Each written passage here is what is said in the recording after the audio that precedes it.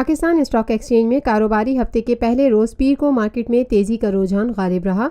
PSX 100 index 1084 points के इजाफे के बाद 50,935 पॉइंट्स की सतह पर बंद हुआ। मार्केट का आगाज मुस्बत जोन में हुआ। आज कारोबार के आगाज से कारोबार के अख्तिताम तक मजमूई तौर पर 410 कंपनियों के हिस्सों के भाव का कारोबार हुआ, जिनमें से 255 कंपनियों के हिस्सों के भाव में इजाफा, 135 कंपनियों के हिस्सों के भाव में कमी, जबकि 20 कंपनियों के हिस्सों के भाव में कोई रद्दोबदल वाक़ई नहीं हुआ। मार्केट माहिरीन का कहना है कि मार्केट में उतार चढ़ाव का सिलसिला आइंदा भी जारी रहेगा। Lotus Lake Towers, a groundbreaking endeavor by Lotus Properties.